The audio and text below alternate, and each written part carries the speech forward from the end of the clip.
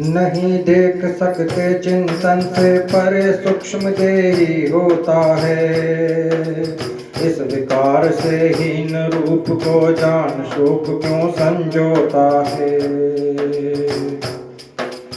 और अगर तू इस देही के जीने मरने को भी माने, तो भी सुन ओ महावीर, क्यों दुख का कारण इसको जाने। जन्म वस्तु जो भी लेती है, उसका मरना ही है निश्चित। अंत मृत्यु का फिर जीवन है, दुख की बात नहीं किंचित। देह ग्रहण कर पैदा होने पर प्राणी सबको दिखता है। दुख कैसा जो मृत्यु बाद फिर हो, अदृश्य जग से छिपता है। एक अजूबा है यह देही, नहीं जान इसको सकते हैं।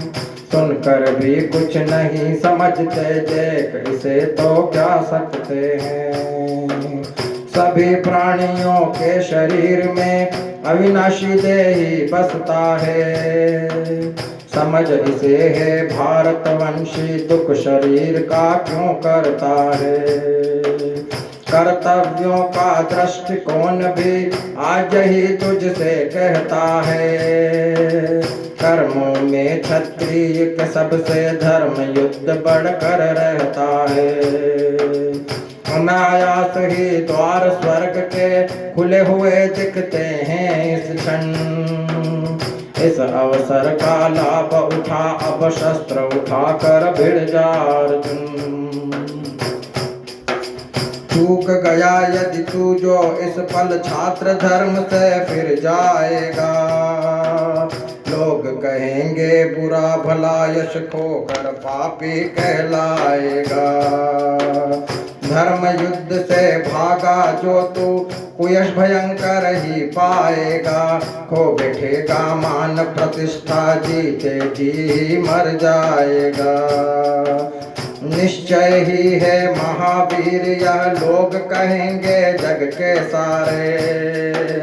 देखो कैसे भागा अर्जुन, त्याग युद्ध को डर के मारे।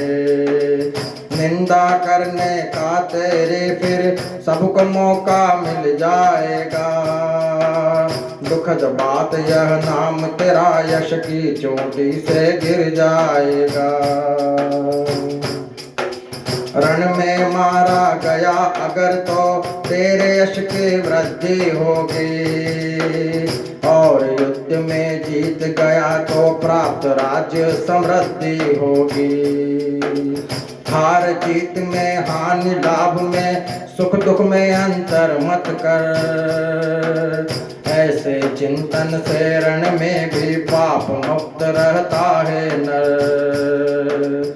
सुना अभी तक तत्व ज्ञान, अब कर्म योग का भी सुन चिंतन। इसी ज्ञान को पाकर तेरे टूटेंगे कर्मों के बंधन। धर्म कर्म के अनुष्ठान में भूल चूक कर ही जाते हैं। कर्म योग अपना कर जन जन भय से मुक्ति मगर पाते हैं। चिंतन कर्म योग का सबको मार्ग सुनिश्चित दिखलाता है। व्यवसायी बुद्धि नकार कर पथिक भटकता ही जाता है। स्वार्थ प्राप्ति के लिए मूर्ख जन वेदों का गायन करते हैं। वेद वाक्य का अर्थ गलत अपनी मति से हरदम करते हैं। अर्थ हमारा ठीक और सब अज्ञानी है यह कहते हैं। भोग विलास और स्वर्ग को पाने को आतुर रहते हैं। बुद्धि भ्रष्ट ऐसे अज्ञानी लिप्त भोग में रह जाते हैं। गूढ़ तत्व निष्काम कर्म का तनिक नहीं अपना पाते हैं। तीन गुणों से जनित जगत का चिंतन वेदों का करना है। इनसे ऊपर उठकर अर्जुन तुझे आत्मज्ञानी बनना है। पाकर महास्रोत पानी का पोखर जो महत्व खोता है, तत्व ज्ञान पा मन वैसे ही वेदों से विरक्त होता है। कर्मों में अधिकार तेरा मत चिंता कर क्या फल मिलना है। फल जैसा भी हो तुझको तो कर्म निरंतर ही करना है।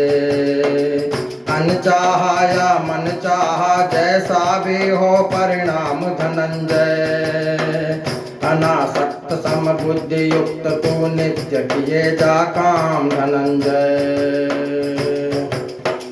फल पाने की इच्छा से जो किया कर्म तो वह खोटा है। कर्म योग का शरणागत हो फल का इच्छुक तो रोता है।